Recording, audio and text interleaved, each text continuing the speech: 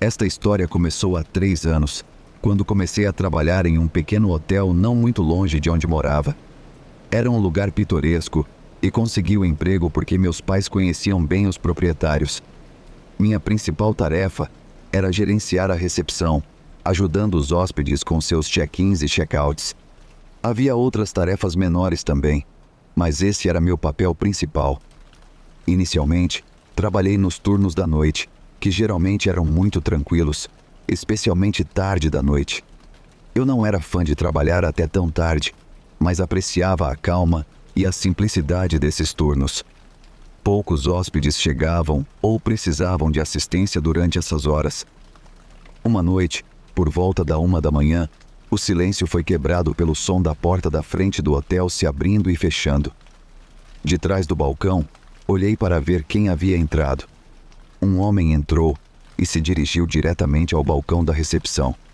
Ao se aproximar, eu o cumprimentei e ele mencionou que precisava de um quarto. Comecei o check-in habitual, mas de repente o telefone dele tocou. Ele se desculpou, ergueu a mão para interromper nossa conversa e passou por mim em direção ao corredor que levava aos quartos de hóspedes.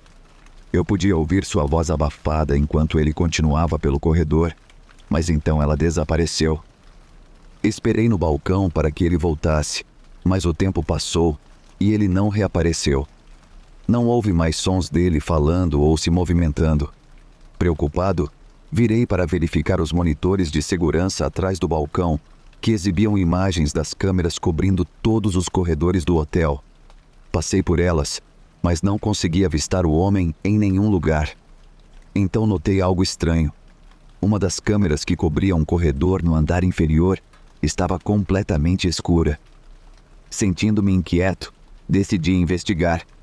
O hotel estava sinistramente silencioso enquanto saía do balcão e dobrava a esquina para seguir pelo corredor onde o homem foi visto pela última vez. Conforme caminhava, o silêncio parecia se tornar mais pesado e um arrepio percorreu minha espinha. Era uma seção do hotel onde tínhamos máquinas de venda automática e algumas salas de reuniões, mas nenhum quarto de hóspedes estava por perto.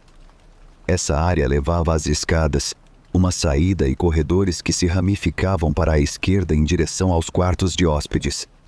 Enquanto avançava cautelosamente pelo longo corredor, inicialmente não vi nada de incomum. No entanto, à medida que continuava, ruídos fracos começaram a alcançar meus ouvidos. Avançando lentamente em direção à fonte, cerca de metade do caminho pelo corredor, notei a porta das escadas e a saída se abrirem. 2 homens vestidos inteiramente de preto, com os rostos escondidos por máscaras de esqui, saíram silenciosamente e seguiram pelo corredor em direção aos quartos de hóspedes. De repente, um deles se virou e me viu. Seu companheiro também me notou. Preso no meio do corredor, sem um lugar imediato para me esconder, só tinha uma escolha: correr de volta para a segurança do balcão da recepção. Ao me virar e correr em direção ao balcão, vi um dos homens mascarados começar a me perseguir. O balcão da recepção era fechado, um recurso de segurança destinado a proteger os funcionários, e eu sabia que se conseguisse alcançá-lo, estaria mais seguro. Ofegante e com o coração acelerado, consegui fechar a porta e trancá-la assim que cheguei ao balcão. Imediatamente liguei para a polícia. Do lado de fora, ouvi o homem tentando abrir a porta e depois se movendo para a frente do balcão. Agachei-me o mais baixo possível para ficar fora de vista, com medo de que ele pudesse estar armado. Houve várias fortes batidas contra a janela e depois a porta, seguidas por um silêncio angustiante por alguns minutos. Acolhido atrás do balcão, orei para que a polícia chegasse rapidamente. O silêncio se estendeu, então ousei me levantar e verificar os monitores de segurança novamente. A câmera que havia ficado escura antes ainda estava apagada, e agora outra se juntava a ela na escuridão. Olhando de meu esconderijo, não vi nada e não ouvi nenhum som. Momentos depois, a polícia entrou pela porta da frente do hotel. Expliquei tudo a eles e eles começaram uma busca minuciosa pelas instalações. Infelizmente, quando chegaram, os homens haviam desaparecido. Revisando as filmagens de segurança e inspecionando o hotel, descobrimos que o primeiro homem que entrou e atendeu o telefone, na verdade usou a saída das escadas para deixar os homens mascarados entrarem e cobriu a câmera com fita preta para ajudar em sua intrusão. Parecia que eles haviam orquestrado todo o cenário possivelmente para roubar um de nossos hóspedes. O pensamento de como eles planejaram tudo cuidadosamente ainda me arrepia até hoje.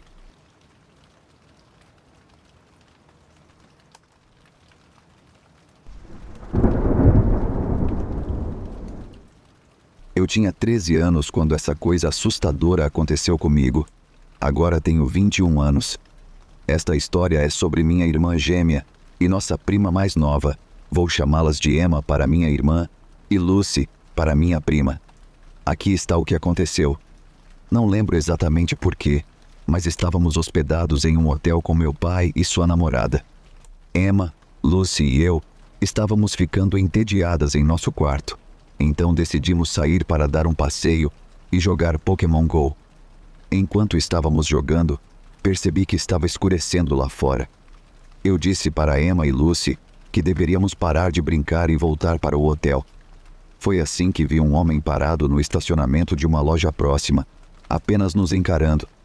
Sussurrei para Emma e Lucy que deveríamos ir embora, então nos levantamos rapidamente e começamos a voltar para o hotel. Tentamos esquecer o homem, mas quando olhamos para trás, ele estava nos seguindo. Lucy começou a ficar realmente assustada porque era mais nova do que nós, mas apenas a apressamos. Emma é muito corajosa e não deixa ninguém assustá-la. Ela estava ficando realmente brava porque esse estranho estava nos seguindo. Ela continuava olhando para trás para ele e nos fazia andar ainda mais rápido. Esse homem continuou nos seguindo até chegarmos ao saguão do hotel, mantendo sua distância. Quando chegamos ao saguão do hotel, entramos apressadamente e nos viramos para ver se o homem entraria. Emma estava realmente brava naquele momento. Ela virou-se e gritou para ele: "Ei, o que você quer? Por que está nos seguindo?" A mulher na recepção do saguão apenas observou. O homem nos olhou e depois olhou para as outras pessoas no saguão. Então ele se virou e saiu do hotel, e nunca mais o vimos. Pode não parecer assustador, mas realmente nos assustou na época. Estávamos tão assustadas que corremos de volta para o nosso quarto. Não sei por que ele nos seguiu até o final, mas sou grata porque Emma é corajosa, porque quem sabe o que poderia ter acontecido. Você pode pensar que o homem provavelmente era apenas outro hóspede do hotel, mas se fosse, por que ele saiu e nunca mais voltou depois que Emma o confrontou?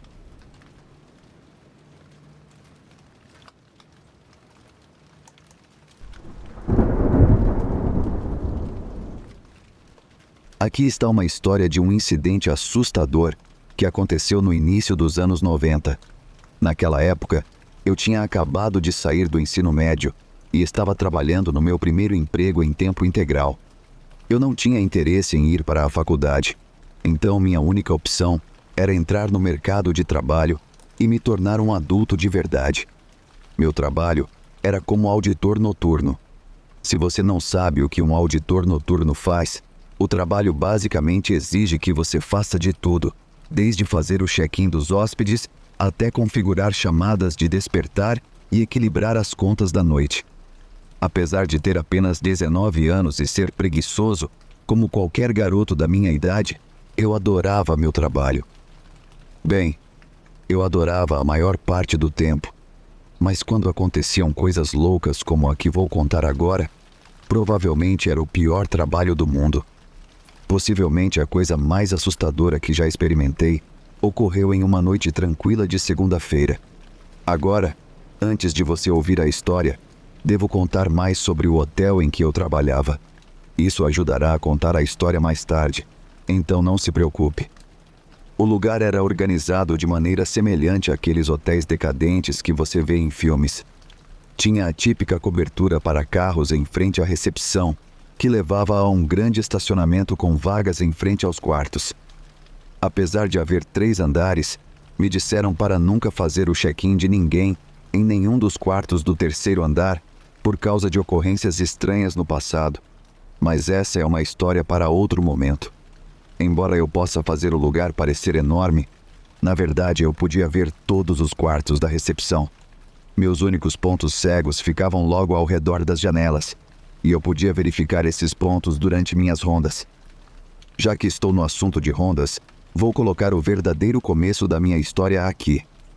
Como eu disse, isso aconteceu em uma segunda-feira tranquila, que era uma das noites mais lentas para clientes.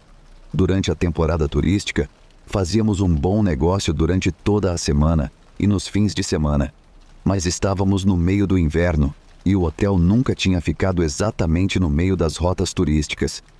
Você tinha que ver um de nossos outdoors ou já saber onde estávamos. Então, se eu tivesse sorte de fazer o check-in de alguém, geralmente era um dos nossos clientes regulares.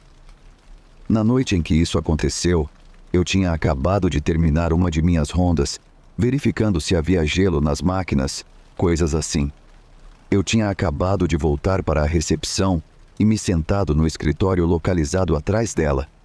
Pelo que me lembro, eu estava fazendo papelada quando, por acaso, olhei para o conjunto de monitores das câmeras de segurança e vi um cara de preto parado fora do alcance das janelas na frente.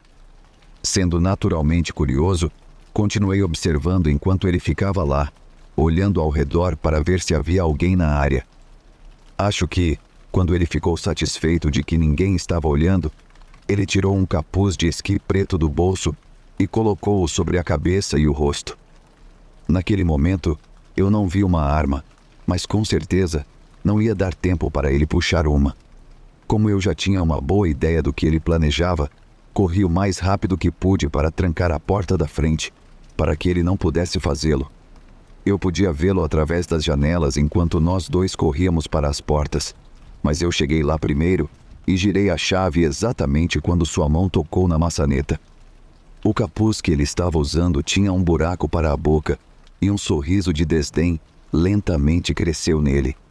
Vendo o quão irritado isso o deixou, minha versão estúpida e arrogante zombou dele com o maior sorriso que consegui. Ele lentamente levantou a mão, e foi então que finalmente vi a arma. O sorriso arrogante desapareceu do meu rosto e foi substituído por uma expressão de medo absoluto. Claro que eu não podia ver meu próprio rosto, mas dava para perceber pelo sorriso crescente no dele que ele sabia que estava no controle. Quando sua mão chegou ao nível dos meus olhos, pude literalmente ver dentro do cano da arma. Quando ele engatilhou a arma, o cilindro girou e clicou. Tudo parecia estar se movendo em câmera lenta.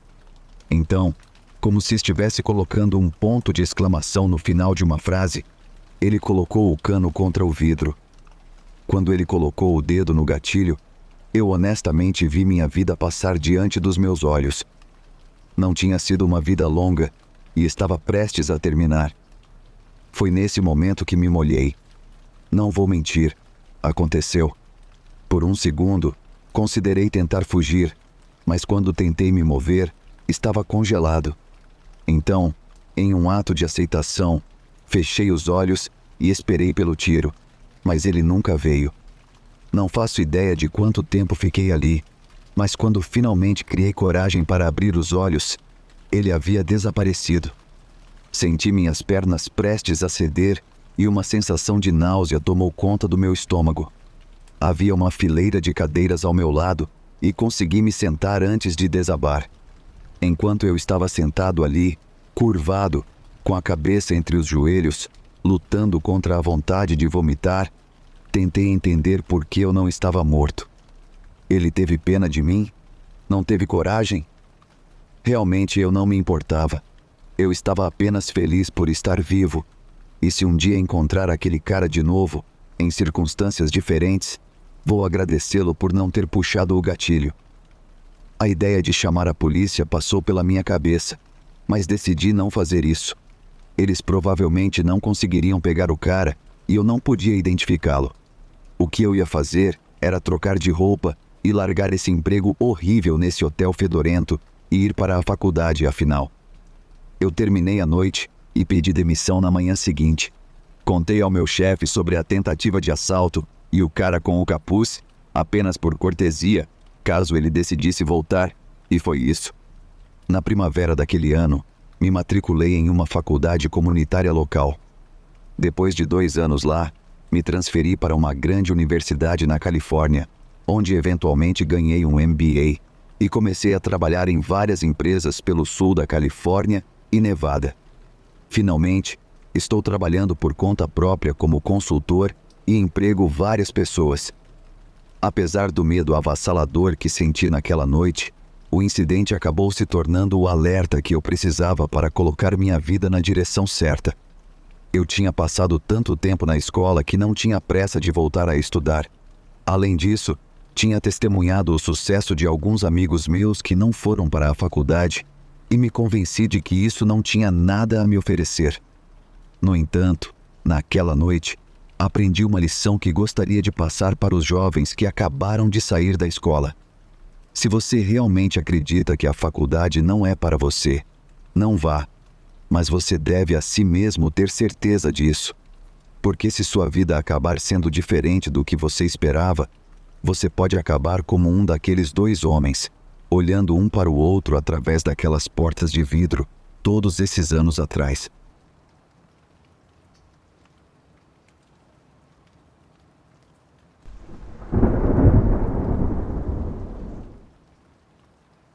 Recentemente, estava reassistindo The Civil War, um documentário da PBS feito por Ken Burns em 1990, que, claro, era sobre a guerra entre o Norte e o Sul no meio do século XIX. Rever isso me lembrou de um incidente aterrorizante que sofri há quase 25 anos. A experiência em si não envolveu fantasmas ou criaturas assustadoras, mas, na época, foi tão mortificante quanto qualquer uma dessas coisas. Naquele ponto da minha vida, eu morava em Chambersburg, uma cidade relativamente pequena na Pensilvânia, não muito longe da capital do estado, Harrisburg. Eu estava visitando várias cidades na Carolina do Sul e na Geórgia, para fazer pesquisas para um novo romance histórico que estava escrevendo, ambientado durante a Guerra Civil. Minha viagem estava entrando na 2ª semana, após uma parada mais longa do que o esperado na Carolina do Sul, para visitar uma ex-colega de irmandade. Depois de voltar ao foco, meu trabalho estava progredindo rapidamente e, por causa disso, eu esperava voltar para casa até o final do mês, como havia planejado. Sei que a maioria de vocês aí lendo isso pode não entender, mas isso foi em uma época em que a internet ainda estava nos seus primeiros dias e a maior parte das informações disponíveis agora não estavam disponíveis então. Se você precisava compilar uma grande quantidade de informações sobre uma certa área ou evento, precisava ir até o lugar e vasculhar seus registros. Claro, você poderia e ainda pode encontrar alguns fatos em livros, mas qualquer livro só pode fornecer uma quantidade limitada de informações.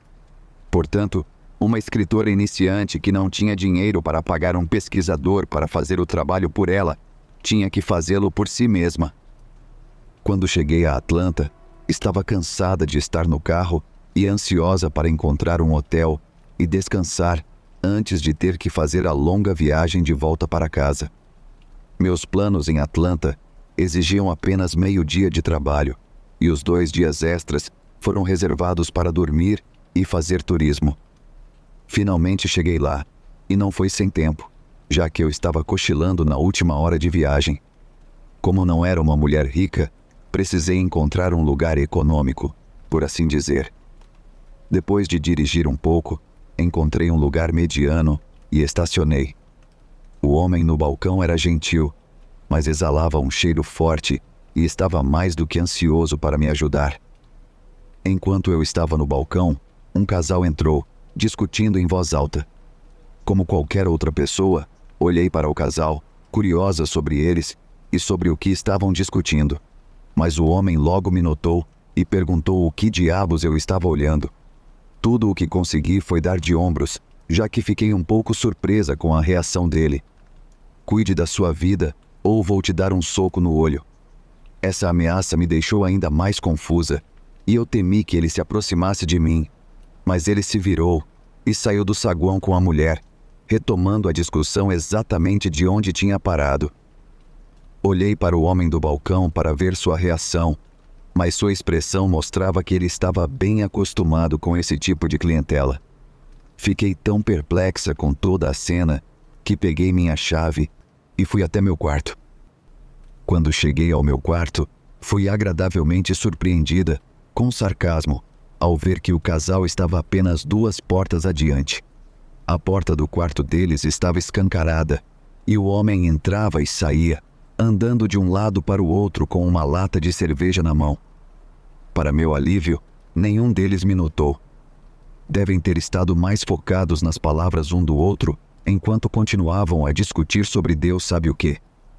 Finalmente consegui respirar aliviada uma vez que fechei a porta e aproveitei o silêncio.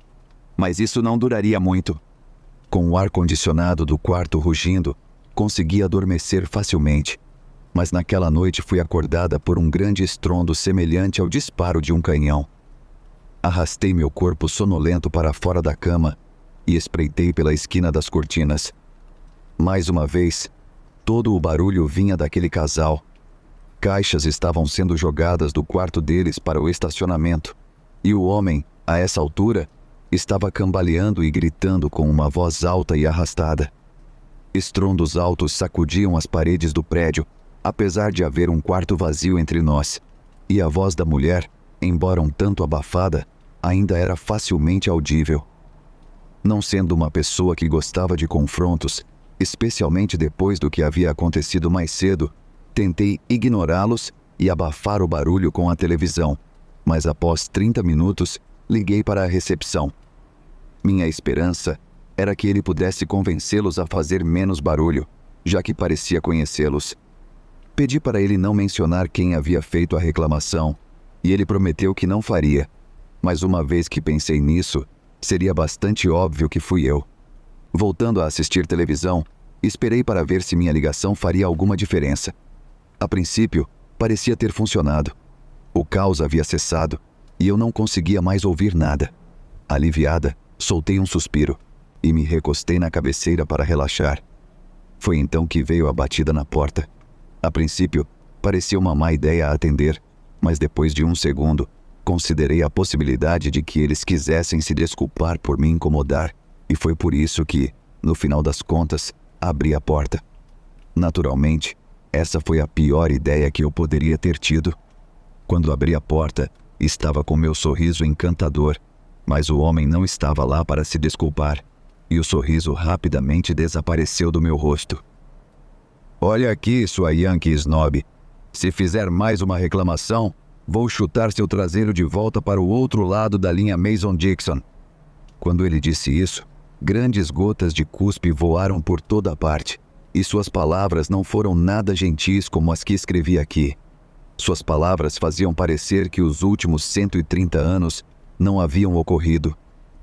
Não podia acreditar que ainda havia pessoas no sul que falavam assim. Embora eu estivesse, sem dúvida, morrendo de medo, especialmente porque era uma mulher sozinha tão longe de casa, uma pequena parte de mim estava hipnotizada pelas palavras desse homem. No entanto, eu estava muito mais assustada e não fazia ideia de como reagir. Meu silêncio parecia deixá-lo mais irritado e seu rosto ficou mais vermelho.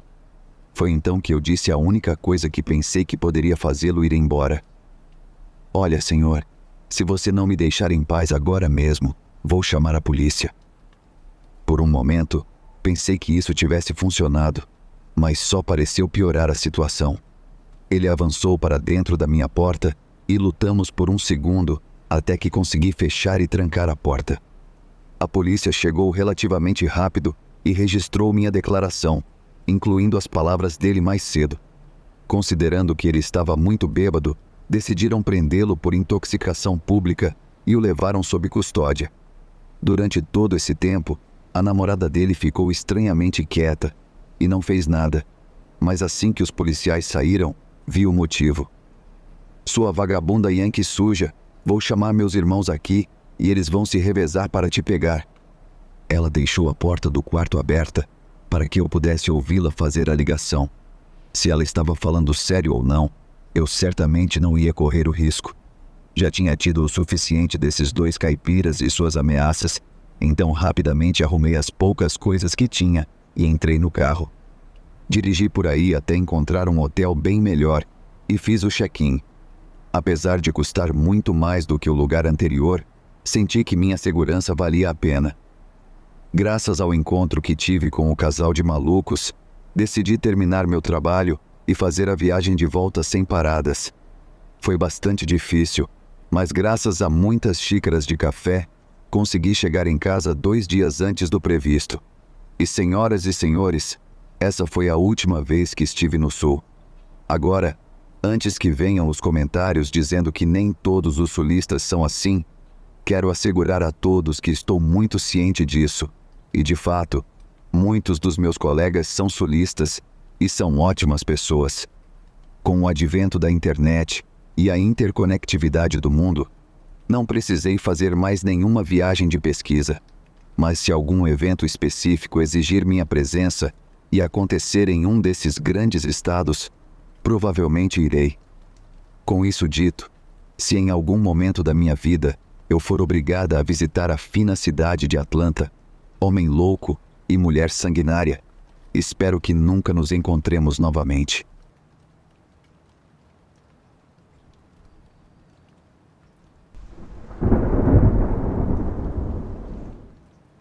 Embora eu seja um grande covarde quando se trata de qualquer coisa assustadora, este deve ser o lugar perfeito para compartilhar um incidente aterrorizante que envolveu minhas primas e eu, há cerca de 15 anos. Na época em que isso aconteceu, eu estava prestes a completar 16 anos. Minha família fazia uma grande reunião todos os anos no sul da Califórnia. Como eu não participava desde pequena, meus pais acharam que seria uma maneira divertida de passar as férias de verão. Também seria uma ótima oportunidade para conhecer melhor minhas primas. Eram 3 delas, todas meninas da minha idade. Depois de pensar um pouco, pareceu divertido. Então concordei e voei no mês seguinte para Los Angeles. A reunião foi realizada no mesmo hotel onde todos estávamos hospedados. Quando cheguei lá, fui recebida pelas minhas primas, Jennifer, Belinda e Stormy. Era impressionante como todas nos parecíamos. Todas nós tínhamos longos cabelos loiros e olhos azuis, sem mencionar as semelhanças faciais, mas fazia sentido, já que nossos pais eram irmãos. A maior diferença era o quão bronzeadas elas estavam. Como eu havia passado o inverno inteiro em Minnesota, elas eram muito mais morenas do que eu. Meu tio e meu pai decidiram nos deixar ficar juntas em um quarto. Era uma grande e luxuosa suíte nupcial. Quando vimos o quarto, inventamos uma piada de que éramos irmãs e que estávamos no hotel juntas para minha despedida de solteira. Fui escolhida como a noiva, porque era a mais velha e parecia um pouco diferente, como uma irmã mais velha costuma parecer. Passamos o resto do dia na piscina e conversando com os rapazes. Stormy, que tinha apenas 14 anos, conseguiu enganar um cara de 25 anos, fazendo-o acreditar que ela tinha 19, e ele lhe deu seu número. Estávamos nos divertindo tanto que ficamos acordadas até as 4 da manhã conversando e rindo. Na manhã seguinte, que para a maioria de nós era por volta do meio-dia, pedimos café da manhã e depois voltamos para a piscina.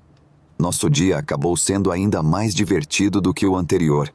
Desta vez, Stormy conseguiu que um par de gêmeos comprasse o almoço para ela. Aquela garota estava arrasando naquela semana. Mais tarde naquela noite, todas nós nos arrumamos e jantamos no restaurante do hotel. A essa altura, a história que criamos havia ganhado vida própria. Minhas primas estavam dizendo aos rapazes o dia todo que estávamos lá para festejar e pedindo que comprassem bebidas para elas. Mas a maioria dos homens era esperta o suficiente para saber que estavam mentindo. Depois do jantar, nos juntamos a um par de rapazes mais velhos que estavam sentados no saguão. Quando nos viram saindo do restaurante, eles nos convidaram para sentar com eles, e como não tínhamos mais nada para fazer, aceitamos. Assim que nos sentamos, eles começaram a perguntar nossas idades e nomes. Claro, mentimos, e dissemos que estávamos na casa dos 20 anos, e eles realmente acreditaram. Não consegui evitar dar uma risadinha, Essa foi a diversão mais incrível que tive em anos. Jennifer e eu não falamos muito. Deixamos isso para Belinda e Stormy. Em um momento, Stormy os convidou para subir ao nosso quarto, mas tive que levá-la de lado e lembrar que seu pai estava hospedado no quarto ao lado do nosso, e certamente não gostaria disso. Eu não queria ser chata, mas não me sentia à vontade com dois homens estranhos que pareciam ter uns 30 anos ou algo assim em nosso quarto. Quando se aproximava da meia-noite, disse às duas meninas mais novas que era hora de voltarmos para o quarto. Elas discutiram no começo, mas quando Jennifer me apoiou, elas cederam. Dissemos aos rapazes para nos encontrarem na piscina por volta das 11 da manhã e que almoçaríamos juntos. Depois, voltamos para o nosso quarto.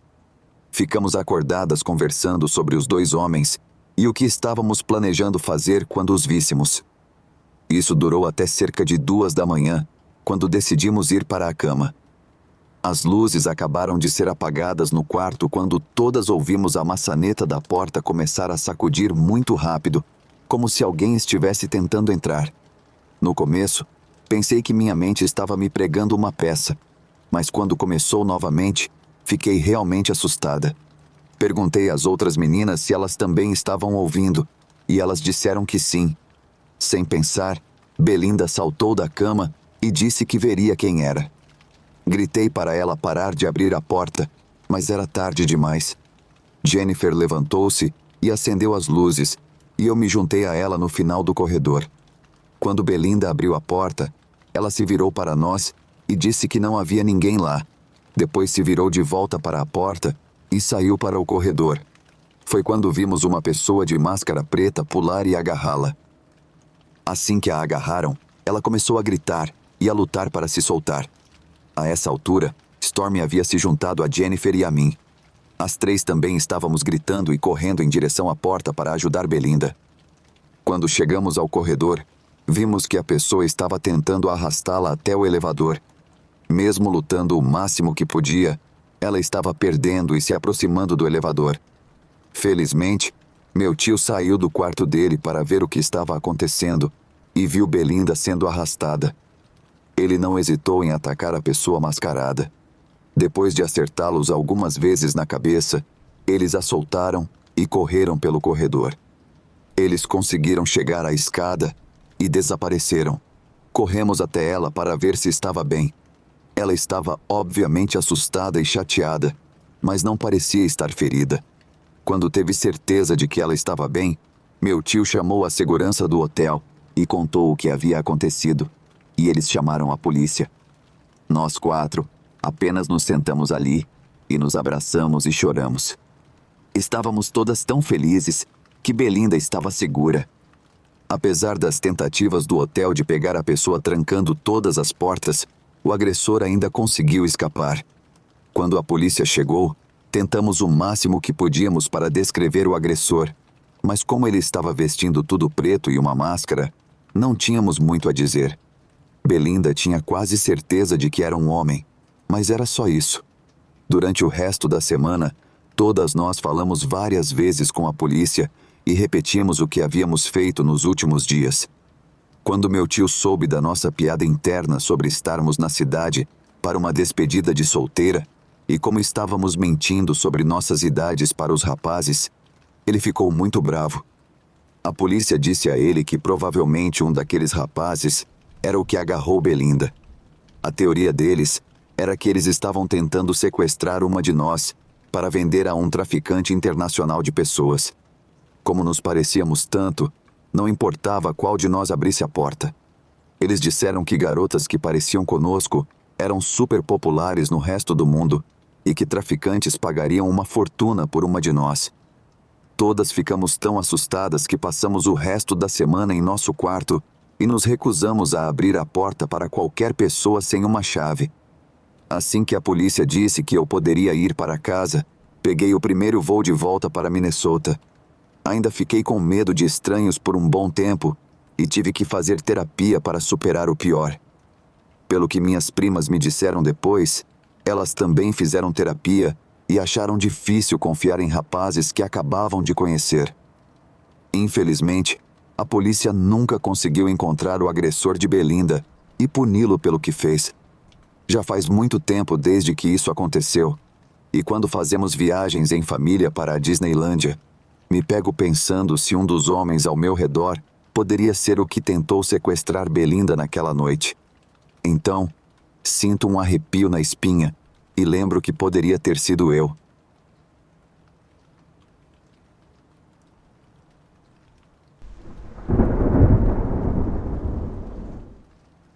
A história que estou prestes a contar começou no início dos anos 80, quando eu ainda era novato na divisão de homicídios.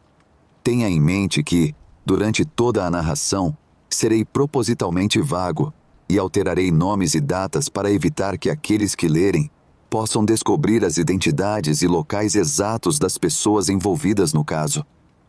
Minha razão para fazer isso é proteger a integridade da investigação e a privacidade de todos os pobres indivíduos envolvidos nessa situação horrível. Além disso, lembre-se de que, como este ainda é um caso em aberto, meu desejo é compartilhar uma história interessante e assustadora, sem arruinar qualquer chance de que seja resolvido no futuro. Então, pegue uma bebida, relaxe e prepare-se para a história de uma série de casos que chamo de O Curioso Caso dos Homicídios no Hotel. Como eu disse, eu ainda era considerado um novato na divisão, com apenas 7 meses de experiência até então, e ainda não havia liderado um caso, mas isso estava prestes a mudar quando encontramos a primeira garota. Quando cheguei ao primeiro hotel, eu só sabia dos fatos básicos: prostituta morta, estrangulada com um laço. No entanto, assim que vi a extensão dos danos em seu corpo e a estranha maneira como a cena foi montada, percebi que este seria um caso longe de ser rotineiro. A garota não apenas foi estrangulada, mas teve o coração removido do peito. Como você pode imaginar, a cama em que ela estava encharcada de sangue, mas além de algumas pequenas gotas no ralo do chuveiro, o resto do quarto estava impecável. Quando digo impecável, quero dizer impecável. O sujeito foi tão longe a ponto de remover todas as impressões digitais de qualquer superfície imaginável que pudesse retê-las. Aquele quarto estava mais limpo do que desde que foi construído, e ele sabia muito bem que isso nos deixaria com quase nada em termos de evidências. Fizemos o nosso melhor para encontrar possíveis testemunhas, mas, neste bairro, tivemos muita pouca sorte no passado. Logo, apesar de um exaustivo trabalho de buscas e consultas a arquivos, não encontramos nada. O máximo que tínhamos era o sangue, e como você pode imaginar, tudo pertencia à garota e a mais ninguém. Como é possível não encontrar nada em um quarto de hotel que testemunhou milhares de atos sexuais todos os anos ainda me intriga, mas, à medida que esse caso continuava a se desenrolar, logo descobriria que essa era uma sensação que muitos de nós, envolvidos no caso, experimentaríamos regularmente. Você deve lembrar que tudo isso ocorreu em uma época anterior à ciência do DNA, e até que essa era espacial do crime chegasse, estaríamos sobrecarregados com a morte de mais 5 mulheres, apenas relacionadas a este caso, sem contar as centenas de outras que continuariam sem solução em nossa área. Não demorou muito para que eu pegasse um novo caso, e para minha surpresa, era o corpo de outra garota de rua em um quarto de hotel. Claro, esse segundo assassinato se desenrolou de maneira muito semelhante ao primeiro, sem testemunhas ou evidências determinantes para levar a investigação a algum lugar. Antes que pudéssemos completar a busca no segundo crime, o corpo de uma terceira garota foi descoberto em um hotel ao lado do último. A ousadia desse cara estava além de qualquer outro que eu já tivesse encontrado, seja durante meu tempo na patrulha ou no curto período em que estive na homicídios. Quero deixar claro que os crimes raramente funcionam da forma como são retratados nos programas de TV. Você geralmente trabalha em um caso até esgotar as informações e segue para o próximo, e sempre há um próximo. Enquanto trabalha nesse próximo caso, você ainda espera que mais informações surjam sobre o último, mas na maioria das vezes, Isso nunca acontece. O caso pode não esfriar, mas você pode se ver esperando meses por qualquer novidade. Curiosamente, após a terceira investigação não dar em nada, o próximo corpo que esperávamos nunca veio. Por mais horrível que isso possa parecer, com cada caso fracassado, esperávamos por mais um assassinato. Cada vez que esse desgraçado tirava a vida de outra garota, nos dava outra chance de encontrar a peça de evidência necessária para colocá-lo na cadeira elétrica. Tínhamos medo de que nossa última oportunidade tivesse passado. Sem novas informações por mais de um ano, o pequeno grupo de detetives formado para vasculhar as listas de possíveis suspeitos e perfis enviados pelo FBI e pelos condados vizinhos foi desfeito, e os detetives envolvidos, inclusive eu, foram designados para novos casos. Quase como se estivesse esperando, cerca de um mês depois, ele atacou novamente. Esse assassinato foi relativamente o mesmo, mas dessa vez, em vez de limpar a cena, ele parecia ter usado luvas. Manchas apareceram em vários locais, mas nenhuma das impressões restantes pôde ser atribuída a qualquer um dos nossos suspeitos, e as que conseguimos identificar pertenciam a ninguém de interesse. Talvez isso pudesse ter nos ajudado nos anos seguintes, quando o teste de DNA se tornou disponível, a realizar testes com os poucos fios de cabelo que não pertenciam às vítimas, encontrados nos corpos das vítimas e nas cenas. Mas esses fios de cabelo, como a maior parte das poucas evidências que havíamos compilado nos casos, foram perdidos de alguma forma. Em casos futuros, eu me certificaria de seguir o velho ditado: não coloque todos os ovos em uma cesta, para evitar que esse tipo de besteira acontecesse novamente. Além de nossa pequena quantidade de evidências físicas, tínhamos alguns psiquiatras locais e até os federais, criando algum tipo de esboço psicológico do tipo de sujeito que estávamos procurando. Mas como já disse várias vezes antes, a ciência que torna a solução de crimes muito mais fácil hoje ainda estava a poucos anos de distância, e isso se aplicava até à mundialmente famosa Unidade de Ciências Comportamentais do FBI. Os 2 últimos assassinatos foram muito mais espaçados do que os anteriores. Parecia para nós quase como se ele estivesse perdendo o gosto por isso. Os crimes em si eram até menos violentos. Ele foi gentil o suficiente para permitir que as garotas ficassem com seus corações, e as cenas careciam da sede de sangue que haviam tido no passado. Mais uma vez, as ações desse sujeito nos deixaram coçando a cabeça. A esmagadora maioria dos crimes cometidos por assassinos em série aumenta gradualmente em ferocidade e frequência. Apesar da aparente diminuição do aspecto violento dos assassinatos, ele ainda era muito meticuloso em sua organização, seja evitando deixar impressões digitais ou garantindo que o local do crime ficasse limpo e livre de sangue para evitar chamar a atenção em público. Ele ainda não tinha o menor desejo de ser capturado. Eu estava certo de que existia uma testemunha em algum lugar por aí, mas, seja por medo ou ignorância, ela nunca se apresentou. Ainda estou confiante disso agora, e só posso esperar que algum dia essa pessoa entre em contato com alguém, qualquer um, e conte o que sabe. Assim como antes, nosso homem parou e nos deixou sem nada. Se soubéssemos então o que sabemos agora, teríamos certeza de que ele havia sido preso por um crime não relacionado ou se mudado para outra área. Essa foi provavelmente a mesma razão pela qual ele havia feito a pausa de quase 1 ano e meio antes. Por mais de 1 ano, nenhum outro assassinato ocorreu, ou testemunhas se apresentaram. Como antes, não tínhamos nada. Foi então que recebi o telefonema. Era um típico sábado à tarde em casa. Eu tinha acabado de sair do banho depois de cortar a grama e estava sentado na minha poltrona prestes a abrir uma cerveja. Quando o telefone tocou, pulei da cadeira e fui até a cozinha para atendê-lo. A voz do outro lado era de um homem de meia idade e suas primeiras palavras foram estas: "É o detetive Leonard Duncan falando?" Simplesmente disse que sim, embora não reconhecesse a voz. "Tenho algo que você pode querer ouvir."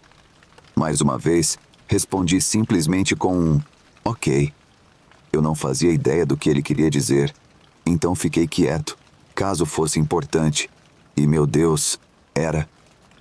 Leonard, eu gostei de caçar todos esses anos, mas toda essa nova ciência de que tenho lido, sem mencionar certas coisas em casa, tornou isso muito menos desejável. Logo, estou seguindo em frente. Vocês não precisarão mais se preocupar comigo. Esse foi o momento em que comecei a perceber com quem estava falando. Segurei a respiração o máximo que pude, com medo de perder uma única palavra que ele dissesse. Foi divertido enquanto durou, mas terminei. Cuide-se, Leonard. Essa última frase me deu um calafrio. Ele falou como se fôssemos velhos amigos se despedindo para sempre. E foi isso. Antes que eu pudesse dizer qualquer coisa, ele desligou e me deixou sozinho com o zumbido do tom de descagem. Eu tinha acabado de falar ao telefone com um assassino em série.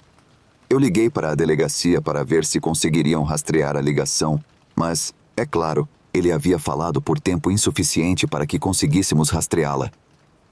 Não tinha certeza se podia confiar no que ele havia dito. Afinal, ele era um assassino. Mas já fazia bastante tempo desde que encontramos outra garota em um quarto de hotel e uma grande parte de mim queria que fosse verdade.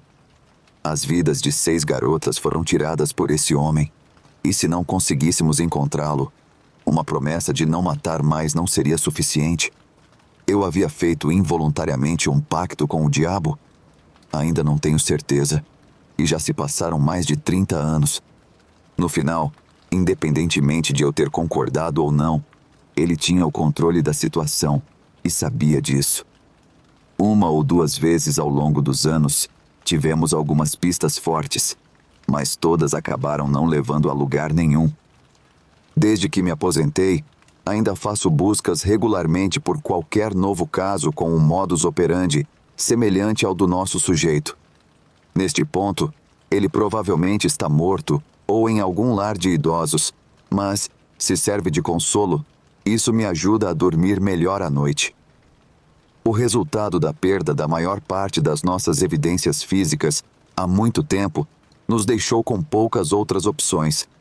A menos que consigamos uma confissão ou uma testemunha ocular, os assassinatos dessas pobres garotas nunca serão resolvidos.